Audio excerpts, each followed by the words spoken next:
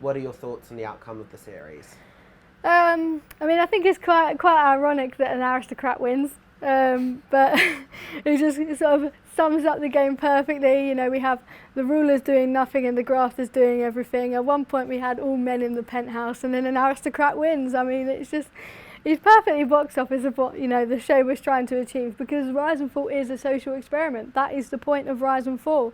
And my God, did we learn things that are so creepishly parallel to modern day society. So the fact that at one point we did have all rulers were men, the fact that, you know, the strong women were eliminated like that because people just don't like strong women, it's just a fact.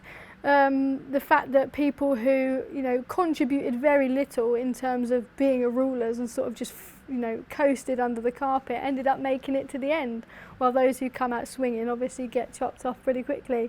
There was just so many parallels, you know, to society in every single episode. You know, Eddy does deserve to win. I just think it's funny because of the optics of the show, but Eddy does deserve to win. Eddy and Joanna were literally the two people that kept me in this game for so long. Eddy taught me how to make the bread. I think it's a little bit cheek that they call Eddy the master bread maker when I actually made more bread than Eddy. Let's just put it out there, I did make more bread than Eddy. Just the best guy for everyone. You know, he played the game with integrity. He's a little bit brutal at times. I think a lot of people watching the show back, obviously we now get to see each other's master interviews, which obviously we don't get to see in the game, so now we get to see all of our fellow grafters each other off, which is funny because obviously we don't know that's happening when you're in the show. So that's the one thing about watching the show back, is that when you're in the basement you can't see the people in the penthouse at all. So we have no idea what's going on up there, and they don't know what we think of them either. We all kind of knew from maybe at the end of the first week that Eddy was going to win.